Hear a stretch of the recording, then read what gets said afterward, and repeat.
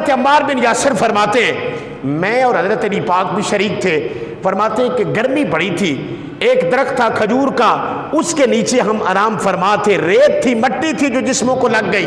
نبی علیہ السلام آئے، آ کر آپ نے حضرت علی پاک کو بیدار کیا، اٹھایا اور کہا یا قم یا ابو التراب، اے مٹی والے کھڑے ہو جا۔ حضرت علی پاک کھڑے ہو گئے، فرمایا جب کھڑے ہو گئے نبی علیہ السلام اپنے ہاتھ سے ان کا سر صاف کر رہے تھے اور داڑھی صاف کر رہے تھے اور جسم سے مٹی کو جھاڑ رہے تھے، اور ساتھ میں نبی علیہ السلام نے فرمایا علی تجھے بتاؤں اس کائنات میں سب سے بدبخت ترین بندہ کون ہے؟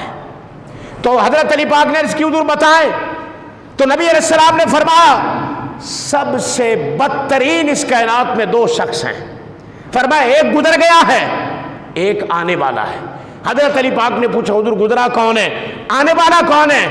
آپ نے فرمایا جو گزر گیا وہ تھا جس نے حضرت صالح علیہ السلام کی اونٹنی کی پاؤں قدم کاٹے تھے، فرمایا وہ سب سے بدبخت بندہ تھا، اس نے اللہ کی نشانی کے قدم کاٹے، اس نے اللہ کے نبی کے معجزے کے قدم کاٹے۔